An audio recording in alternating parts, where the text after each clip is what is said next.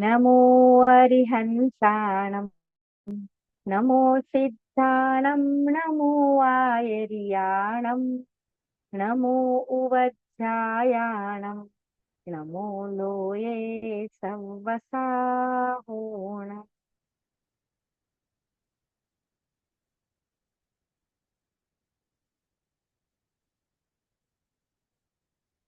पिछली कक्षा में हम लोगों ने आज पाप लेसन पूर्ण किया और आज हम नया लेसन शुरू करने जा रहे हैं,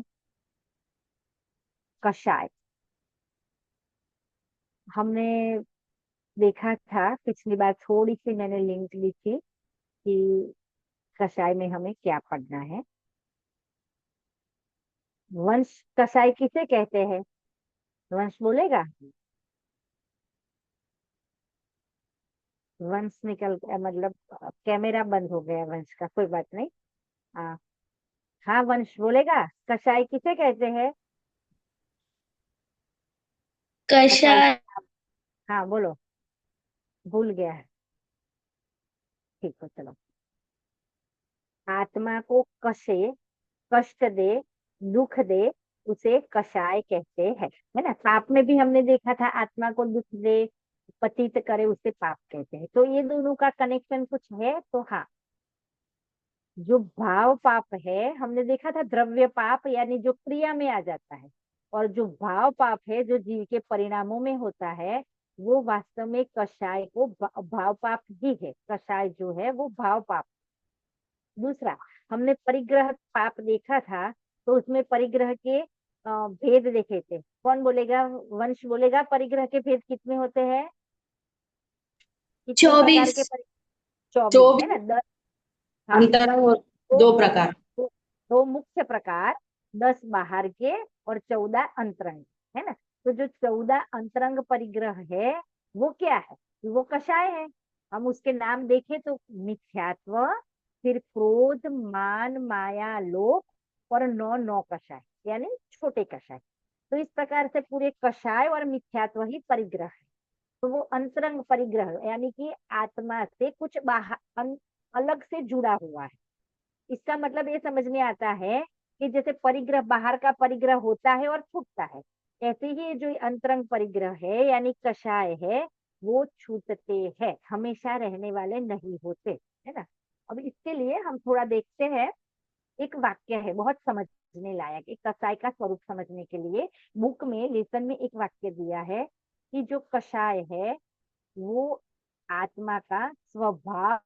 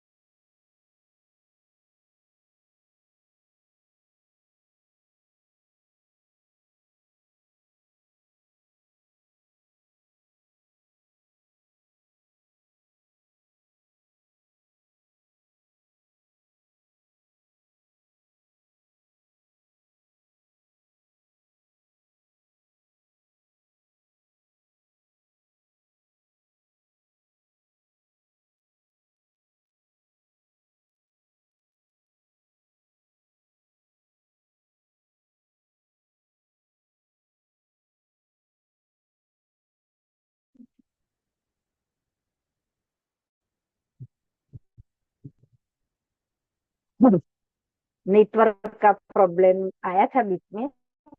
आ, हाँ, कहाँ थे हम लोग? आत्मा का कषाय, आत्मा का स्वभाव नहीं है, विभाव है। विभाव यानी विपरीत परिणाम। उसको हम उदाहरण के माध्यम से समझते हैं। तो शक्कर कैसी होती है? हमने देखा था मीठी होती है। अब यहाँ इंडिया में तो शक्कर मीठी होती है। समेत शिखर जी में शक्कर मीठी होती है ना? लेकिन अमेरिका में पहुंच जाए तो वहां पर भी शक्कर कैसी होती है, वंश कैसी होती है? मीठी होती है। अमेरिका में कोई शक्कर खारी तो नहीं होगी, मीठी होती है। और ऑस्ट्रेलिया के या अफ्रीका के जंगलों में पहुंच जाए तो वहां पर शक्कर कैसी होती है? मीठी होती है। और कहीं पर भी आप पहुंच लो, बर्फीले प्रदेशों में पहुंच जाओ, वहां पर भी शक्कर कैसी होगी? मीठी होगी। अच्छा, मुझे ये बात बताओ कि आज से 100 साल पहले, 1000 साल पहले शक्कर कैसी होती होगी? मीठी होती है ना? और 1000 साल के बाद देखे तो भी शक्कर मीठी ही होगी। कोई कहे नहीं नहीं, 1000 साल के बाद कुछ प्रोग्रेस आ जाए और शक्कर कड़वी या खट्टी हो जाए, अरे उसे शक्कर नहीं कहेंगे, है ना? खट्टा होगा तो फिर उसे शक्कर नहीं कहेंगे। तो शक्कर मीठी होती है।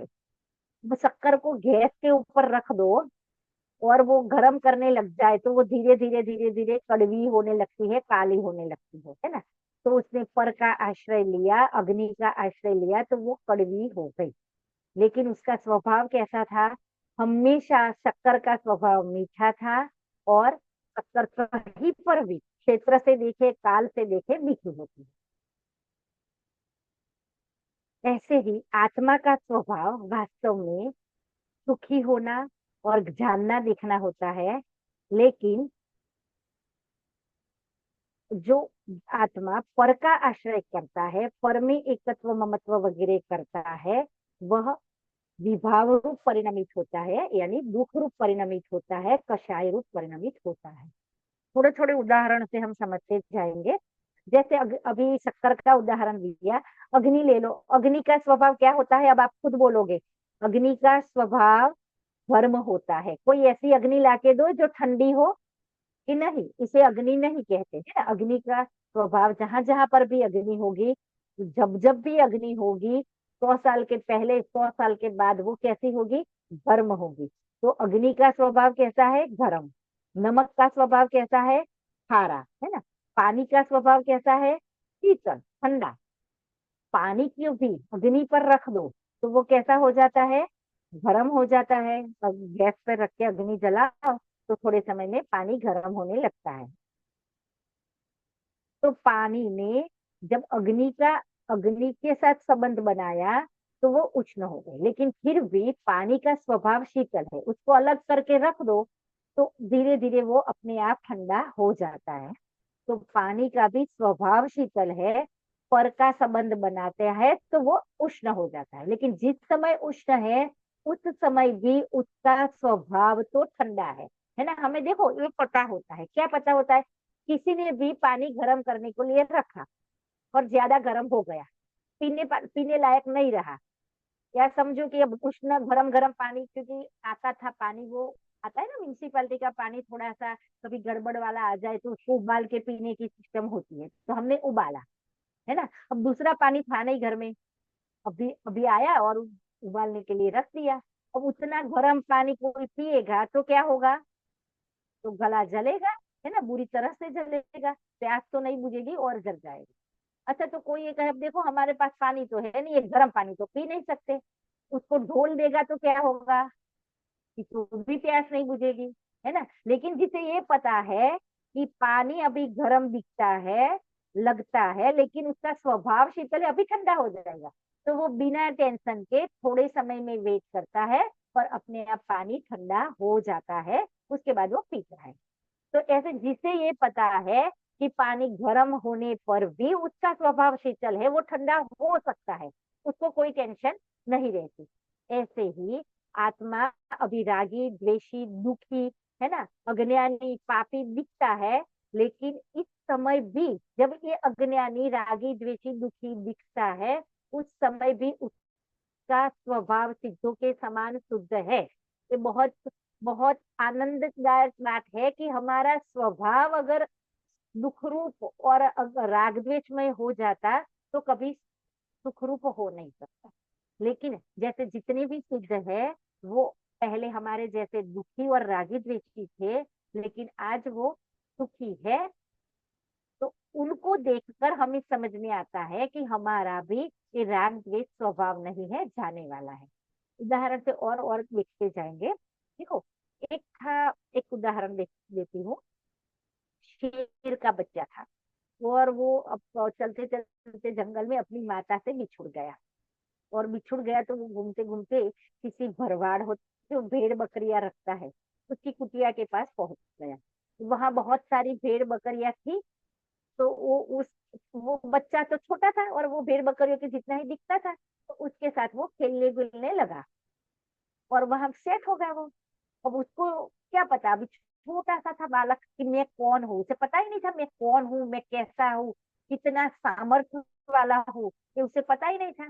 तो वो तो वहां ही थोड़ा थोड़ा थोड़े दिन गए। तो एक दिन क्या हुआ कि वो सारे भेड़ बकरियों के साथ पानी पीने के लिए तालाब पर पहुंचा। जब तालाब पे पहुंचा तो अचानक से वहां पर शेर की दहाड़ सुनाई दी। नजदीक में कहीं शेर आया होगा, तो शेर की दहाड़ सुनाई दी। तो सारी भेड़ बकरियां जो थी वो तो भागने लगे और भाग गए। तो ये भी पहले तो भाग रहा था, लेकिन उसने देखा कि ये जो आवाज है वो तो थोड़ी थोड़ी पहचानी हुई, मतलब कि मेरी लग रही है। तो उसने प्रयत्न किया क्या करने का, बोलने का, आवाज निकालने का। तो पहले तो धीरे से आई, लेकिन फिर भी उसे लगा कि नहीं, थोड़ी तो कुछ अच्छी जैसी लग रही, दोनों बराबर की। तो उसने जोर से मेहनत करी, तो शेर जैसी आवाज उसने दहाड़ी। अब उसको लगने लगा कि अरे ये तो मेरे जैसा ही है, जो सामने आवाज आ रही है वो तो मेरे जैसा है।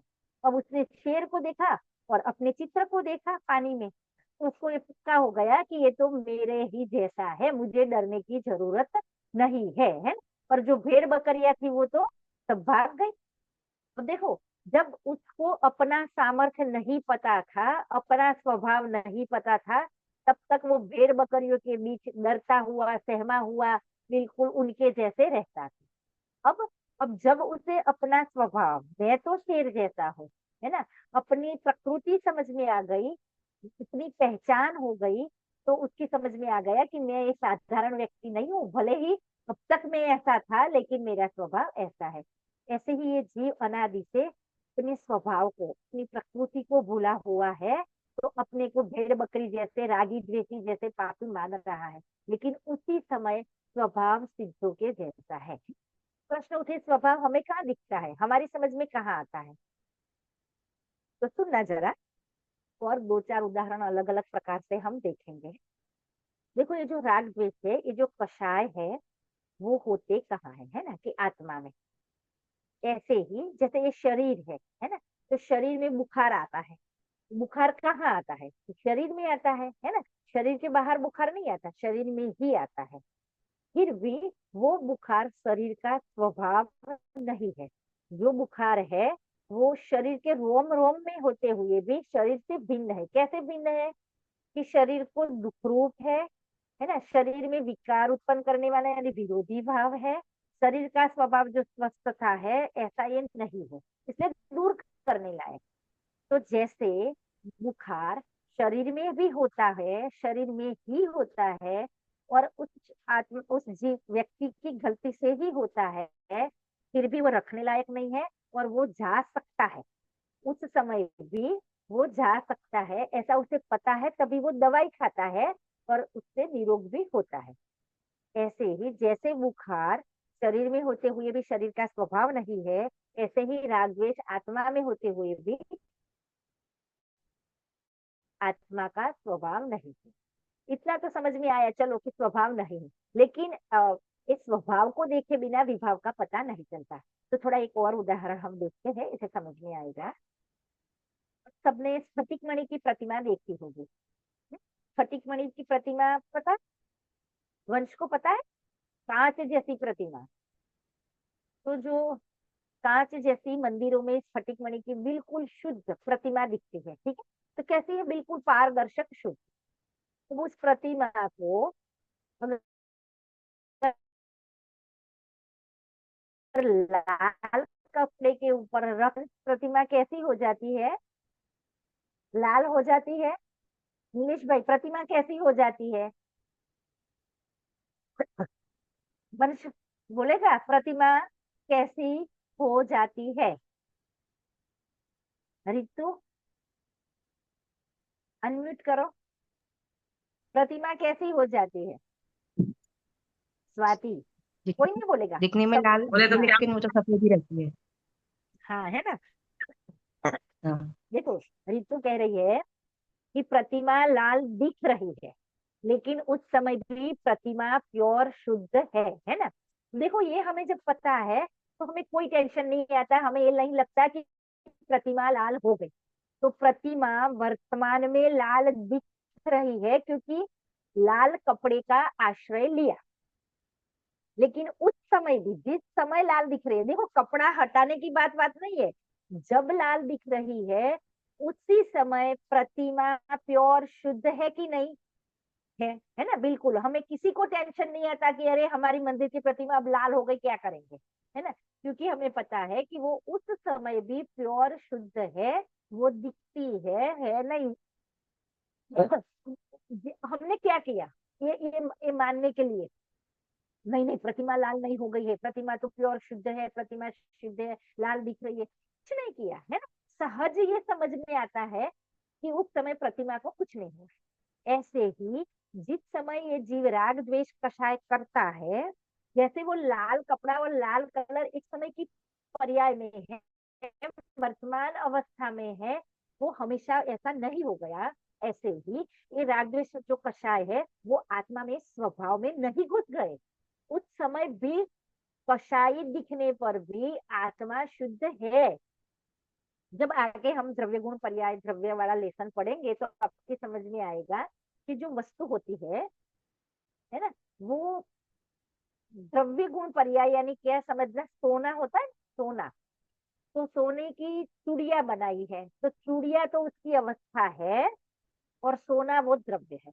तो मुझे बताओ, चूड़िया है अभी, वो पुरानी है, टूटी फूटी है, सोने में क्या हुआ? सोना टूटा फूटा हो जाता है क्या? सोना की कीमत घट जाती है क्या? कि सोना सोना ही है ना। चाहे वो चूड़िया हो, चाहे वो हार हो, चाहे वो नई हो, चाहे वो पुरानी हो, चाहे वो टूटी हो, सोने की कीमत में, सोने में कुछ नहीं होता। ऐसे ही जैसे स्फटिक मणि की प्रतिमा लाल दिखने पर भी उस समय हमें ये पकड़ना है, उसी समय वो शुद्ध है। ऐसे ही जब हम कषाय कर रहे हैं, अभी वर्तमान में जो राग द्वेष कर रहे हैं, उस समय भी जैसे चूड़िया थी वो अवस्था थी और सोना था वो द्रव्य था, वो दोनों अलग अलग नहीं है। जब अवस्था चूड़िया की है उसी समय शुद्ध द्रव्य सोना पड़ा है। ऐसे ही जिस समय कषाय हो रहे हैं उसी समय आत्मा शुद्ध है। और ये जब समझ में आए, अनुभव में आए, तो कषाय का धीरे धीरे जाना शुरू होता है। सबसे पहले बड़ा कषाय चला जाता है ना? अब थोड़ा इतना समझ में आ गया हो हमें कि कषाय स्वभाव नहीं है, विभाव है, यानी वो जा सकता है। जिस समय है उसी समय वो आत्मा रूप नहीं हो गया। अगर आत्मा रूप हो जाए तो आत्मा कभी सिद्ध हो ही नहीं पाए, वो कषाय कभी जा ही नहीं पाए। जैसे जैसे शक्कर है, शक्कर मीठी होती है, शक्कर में पानी में डाल के घोल दी, तो मुझे बताओ वो शक्कर पानी हो गई? वंश, शक्कर पानी हो गई? नहीं। शक्कर जितनी भी उस समय मिठास है वो शक्कर है। अगर शक्कर पानी हो जाए तो मीठा रहे ही नहीं फिर तो, क्योंकि मिठास ही पानी है, मिठास ही शक्कर है।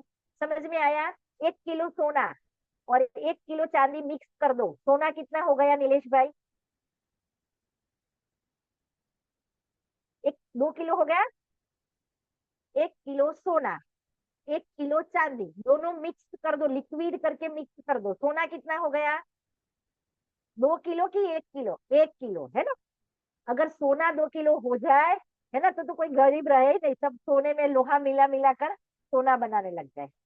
तो जैसे वो चांदी सोने रूप नहीं हो गई, चांदी चांदी है, भले मिले जुले होने पर भी जितनी चांदी है वो चांदी है। जितना सोना है वो सोना है। ऐसे ही जितना राग है ना, वो स्वभाव रूप नहीं हो गया। राग अलग है, स्वभाव अलग है। उस स्वभाव की पहचान हो जब राग है, उस समय भी जानने वाला ज्ञान अलग है, ये समझ में आए, उसके कषाय भी जाने लगते हैं। तो हम थोड़ा सा कषाय कषाय की टेंशन करने की जरूरत नहीं है। स्वभाव को पहचानना है, कैसे पहचानना है वो भी हम समझेंगे, ठीक। जैसे स्फटिक मणि की प्रतिमा को हमेशा याद रखो, और जब जब भी कषाय हो रहे हैं, देखो कषाय का स्वरूप और आत्मा का स्वरूप समझेंगे तो कषाय कम होते होते जाएंगे, जरूर जाएंगे। लेकिन अगर अरे कषाय हो गए, अरे पाप हो गए, ये कषाय तोड़ने का, कषाय छोड़ने का क्रम नहीं है। कषाय कैसे जाते हैं कि वो मेरे से भिन्न है, मैं जुदा हूं, ये समझ में आएगा। अब आगे देखते हैं कषाय कितने होते हैं, वंश कषाय कितने होते हैं। अच्छा है। चार। चार होते हैं, है ना। ऋतु भी कहती है चार होते हैं, वंश भी कहते हैं चार होते हैं, बरोबर है, गलत तो नहीं है। कौन कौन से वंश बोलो। क्रोध मान माया लोभ। कितने। हाँ, देखो अब तक हमने देखा ये जो कषाय है वो आत्मा का स्वभाव नहीं है, इसलिए जा सकता है। टेंशन फ्री हो जाए क्योंकि ये जा सकता है। अब दूसरा कि कषाय चार होते हैं, क्रोध मान माया लोभ, ठीक है। अब एक और बात बताऊंगी, कषाय की संख्या ज्यादा भी है, चार तो मूल बेसिक चार है, लेकिन अगर तो और गिने तो वंश कितने होते हैं ज्यादा। हाँ ऋतु बोलो, ऋतु कषाय कितने होते हैं। 13। चार के ऊपर। नहीं, ऋतु बोलो। 25। 25। 25 होते हैं, और कुछ बोलो। नहीं पता। हाँ हाँ। और कोई बोलेगा कषाय कितने होते हैं। नीलेश भाई बोल रहे हैं, अच्छा हाँ। आवाज, हाँ। क्या बोल रहे हैं आप, 16। 16 वर्ष बोल रहा है, 16 है ना। कषाय कषाय 16 होते हैं। देखो चार भी होते हैं, सही बात है। 16 होते हैं, वो भी सही बात है। और 25 होते हैं, वो भी सही बात है। अब उसको हमें समझना है थोड़ा सा, ठीक। जो चार कषाय है ना, वो चारों के चारों कषाय चार चार है। जैसे क्रोध, तो क्रोध कितने प्रकार का है, चार प्रकार का। मान, तो मान कितने प्रकार का है, चार प्रकार का। माया भी चार प्रकार की, और लोभ भी चार प्रकार का, ठीक है। तो ये तो बहुत सरल हो गया। अब 16 याद रखने के लिए सिर्फ आपको वो चार चीजें याद रखनी है ना। एक है अनंतानुबंधी, क्रोध मान माया लोभ, यानी चारों के चारों अनंतानुबंधी प्रकार के। अप्रत्याख्यानावरण क्रोध मान माया लोभ, फिर प्रत्याख्यानावरण क्रोध मान माया लोभ, और फिर स्वंजलन क्रोध मान माया लोभ। फिर से है। देखो कषाय होते हैं चार, क्रोध मान माया लोभ। चारों के चारों कषाय चार प्रकार के होंगे। जैसे क्रोध, तो अनंतानुबंधी क्रोध, अप्रत्याख्यानावरण क्रोध, प्रत्याख्यानावरण क्रोध, और संजलन क्रोध। अगर आपको ये नाम याद नहीं रहे तो पहली चौकड़ी, दूसरी चौकड़ी, तीसरी चौकड़ी और चौथी चौकड़ी, यानी पहले अनंतानुबंधी क्रोध मान माया लोभ, ये हो गई पहली चौकड़ी। फिर दूसरी अप्रत्याख्यानावरण क्रोध मान माया लोभ, ये दूसरी। फिर प्रत्याख्यानावरण, फिर संजलन। तो देखो चार नाम याद नहीं रहे तो पहली चौकड़ी, दूसरी चौकड़ी, तीसरी चौकड़ी और चौथी चौकड़ी, ऐसे 16 कसाए हो गए हैं, ठीक है। पहले चार मुख्य और उसके चार चार पार्ट देखते 16 कषाय हो गए, ठीक है। 25 कैसे होते हैं, तो उसमें नौ नौ कषाय, नौ कषाय यानी छोटे वाले कषाय, ठीक है। पहले हमने कहा था एक बार, छोटे कषाय भी होते हैं जो बहुत नुकसान पहुंचाते नहीं है। हालांकि वो भी कषाय जैसे जैसे जाते हैं उस क्रम में वो नौ कषाय भी कम होते होते नष्ट होते हैं। तो वो होते हैं छोटे कषाय भी 9 प्रकार के। 9 कषाय यानी छोटे कषाय, वो भी होते हैं 9 प्रकार के, 9 प्रकार के, ठीक है। देखो फिर से बोल रही हूँ, कषाय यानी आत्मा को दुख दे उसे कषाय कहते हैं। भाव पाप कषाय ही होते हैं। उसको कषाय को चार शब्द को अगर कम छोटे में कहे तो राग द्वेष, मोह राग द्वेष जिसे हम बोलते हैं वो है कषाय। ठीक है, कषाय कहो राग द्वेष कहो एक ही बात है। अब ये जो चार कषाय है ना, क्रोध मान माया लोभ, उसमें से दो राग रूप है और दो द्वेष रूप है।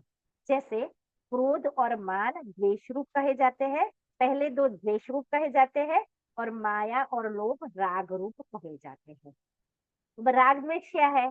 तो बहुत सरल बात है। अच्छा लगता है कुछ, अच्छा मानकर उसे चाहना वो राग है, और बुरा मानकर उसे दूर करना चाहना वो द्वेष। ठीक है, अच्छा लगना वो राग है, और बुरा लगना वो द्वेष है। अब ये चारों कषाय उसी में बटे हुए हैं, और इसी चारों कषाय का एक बड़ा हिस्सा, फिर छोटा और फिर पतला है, कम होते होते लास्ट में थोड़ा सा बचता है। तो ऐसे 16 हो जाते हैं, और उसमें 9 कषाय मिलाए तो 25 हो जाते हैं। ठीक है, इतना समझ में आ गया?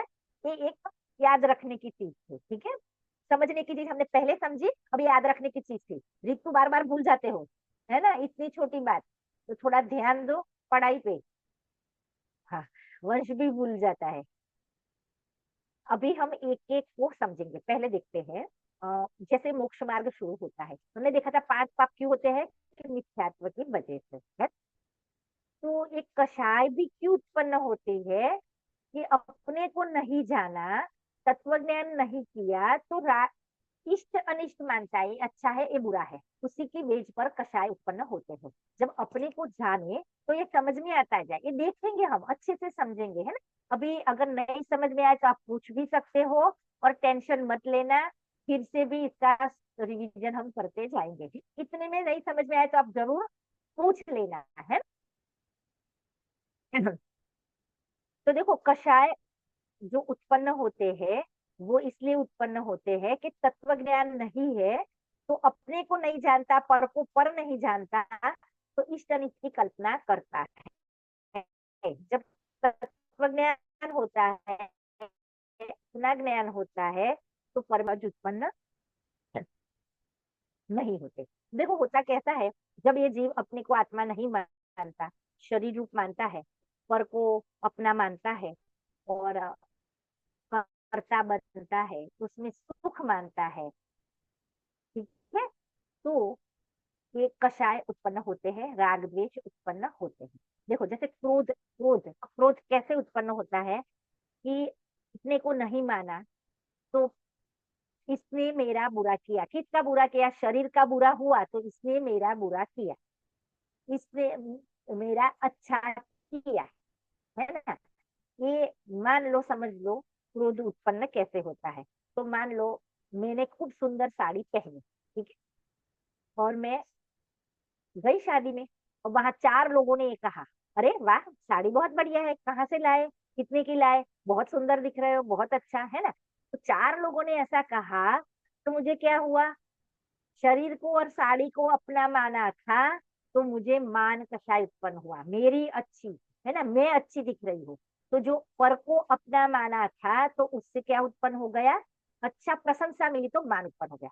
4 लोग और मिल गए कि क्यों आज आप तो अच्छी साड़ी पहनते हो, आज ऐसी साड़ी पहन के क्यों आ गए? अच्छी पहननी थी, अरे अच्छी नहीं लग रही है, ऐसी लग रही है, वैसी लग रही है।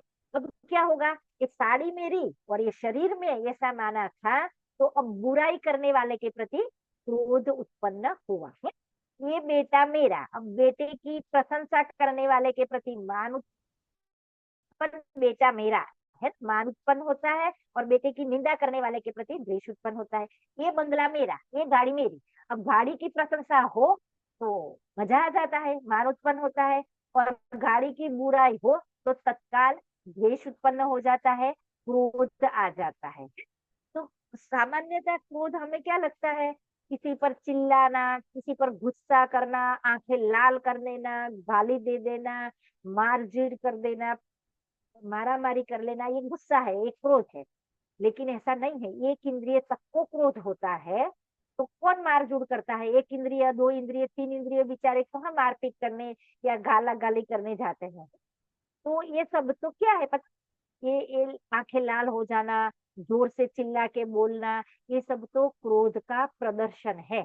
वास्तव में इसने मेरा बुरा किया, इसने मेरा बुरा किया, ये मान्यता ही वास्तव में क्रोध है ना। और ये मान्यता क्यों होती है कि अपने को जाने ना, मैं कौन हूँ ये नक्की कर। देखो शुरुआत कैसे होगी, मैं आत्मा हूँ, ये मान्यता को बार बार आगे करे, इस मान्यता को बार बार स्थापन करे। अब शरीर में रोग हो गया, हमें क्या लगता है मुझे रोग हो गया, तो फिर किस पर गुस्सा आता है, किसी न किसी, कुछ नहीं हो तो फिर कर्मों पर गुस्सा आता है ना।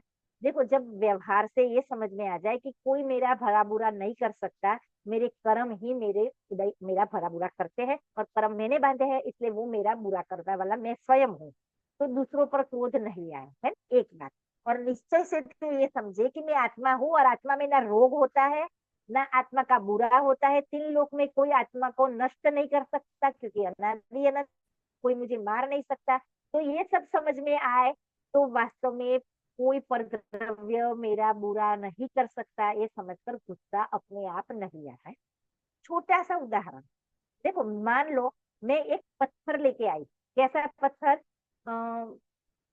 घर में चटनी बनाते हैं या गुड़ तोड़ते हैं, है ना, गोल गोल पत्थर आते हैं नदी किनारे। मैं कहाँ कहीं गई थी, अच्छा बड़ा देख लिया तो मैं लेके आ गई। अब लेके आई और मैंने सोचा कि धो के घर के अंदर ले जाऊंगी। मैंने बाहर रखा, और बाहर मेरी काम वाली माई आई या कोई आया, अरे ये पत्थर यहाँ कौन लेके आया है, और उसने उठा के फेंक दिया बाहर। जो पत्थर है ना, उसमें मुझे अपना प्रयोजन दिखा, पर द्रव्य में इससे मेरा काम होगा, इससे मेरा कुछ अच्छा होगा, इतना प्रयोजन उस पत्थर में दिखा। पत्थर फेंकने वाले के प्रति क्या होगा? गुस्सा आएगा, है ना। तो एक छोटी सी चीज भी, ये मेरे काम की है, ये मेरा कल्याण कर सकती है, इससे मेरा अच्छा होगा, ऐसा अगर मान्यता पड़ी है तो गुस्सा आएगा। लेकिन जब जब ये समझ में आता है कि मैं आत्मा हूँ, तो कोई तीन लोग के पदार्थ मेरे काम के नहीं है, मेरे काम में आ नहीं सकते, और मुझे किसी की जरूरत नहीं है। कोई मेरे में घुस नहीं सकता, है ना। आत्मा में एक परमाणु मात्र भी घुस नहीं सकता, ये समझ में आ जाता है। तो पर द्रव्य के प्रति अच्छा, मतलब कि ये मेरा बुरा कर सकता है, ऐसा भाव नहीं होता। पर ऐसा नहीं होने पर अपने आप गुस्सा रुकता है, ठीक है। मान, मान किसे कहते हैं? तो देखो, मान कषाय जो है, पर पदार्थ के आश्रय से अपने को छोटा या बड़ा मानना, इसे कहते हैं मान। क्रोध किसे कहते हैं? कि पर को अपना बुरा करना वाला मानना, है ना। तो ये हो गया क्रोध, इसने मेरा बुरा किया। तो जब उसको भी आत्मा देखे, अपने को भी आत्मा देखे, तो सहजता से देखो, ऐसे ही कसाए जाएंगे नहीं। मैं आपको बताऊंगी कि जैसे पहली चौकड़ी, दूसरी चौकड़ी, क्रम क्रम से जाएंगे 10वें गुणस्थान तक, यानी जब मोक्ष होना है तब तक जाते जाते कषाय नष्ट होंगे, है ना। तो कोई कहे अरे कषाय तो होते हैं, कि कषाय होंगे, गुणस्थान प्रमाण कषाय होंगे, लेकिन पहले कषाय समझना है, और कषाय मेरे से भिन्न है ये समझना है, मेरा स्वभाव नहीं है ये समझना है ना। तो क्रोध भी होगा, फिर भी जब हमें ये समझ में आएगा कि अरे ये मेरा बुरा नहीं कर सकता, इतना विकल्प भी आएगा, तो क्रोध ढीला पड़ेगा, है। और जब जब अपना अपना ज्ञान होता जाएगा तो क्रोध टूटता जाएगा। क्रम देखेंगे हम, कैसे कैसे गुणस्थान से कषाय टूटते हैं, जाते हैं, ऐसा है। दूसरा मान, है ना। तो मान किसे कहते हैं?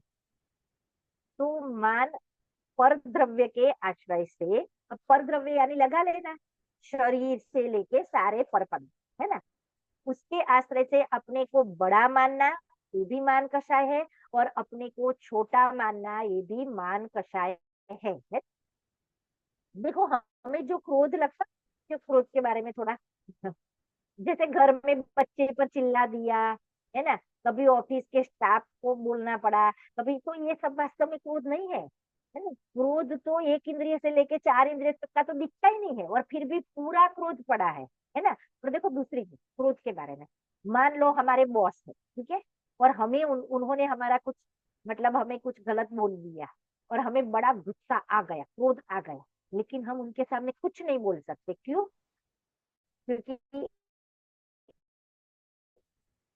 हम उनसे सामने छोटे हैं। तो फिर हम माना कि ये मेरा है, तो क्रोध उत्पन्न सहज हो गया है। तो ये बात नहीं है कि चिल्ला चोल करे, कुछ नहीं बोले इसलिए ये शांत है, तो क्रोध करता ही नहीं है, ऐसा नहीं है। और कभी कभी तो जब हमारी नहीं चलती तो हम क्या करते हैं, देख लूंगे, जब अभी अभी हम छोटे हैं, अभी वो 4 लोग हैं, अभी बोलना, अरे हमें उनका काम पड़ सकता है, तो अभी हम नहीं बोल सकते, इसलिए चुप रहते हैं। लेकिन जब परिस्थिति आएगी तो देख लेंगे, है ना। इसे कहते हैं बेर, और बेर एक बड़ा क्रोध है, बाहर भले ही शांत दिखता हो, लेकिन अंतरंग में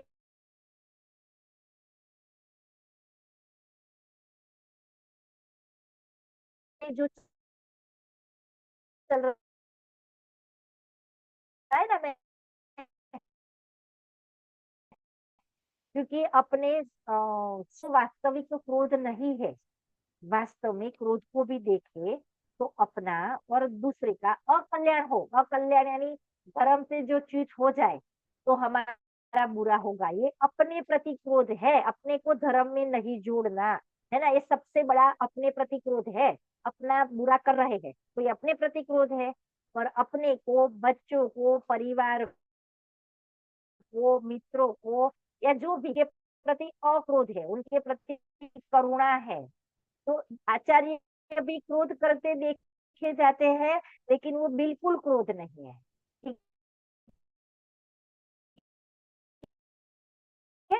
माता अपने बच्चे पर क्रोध करती देखी जाती है, ले बिल्कुल बाहर से शांत दिखे, उसका बुरा कर रहे हैं, उनके प्रति द्वेष कर रहे हैं, तो वो क्रोध है। और क्रोध इसीलिए होता है कि वो पर को ना बुरा करने वाला मानता है। अब मानते हैं ना, देखो क्रोध ना, लेकिन अभी भी टाइम हो रहा है, मेरे ख्याल से हम कट सकते हैं। क्या टाइम हुआ? मेरी घड़ी 5 मिनट आगे है ना, 2 5 मिनट जो चले। जिनवाणी स्तुति कर लेना खुद आप अपने अपने।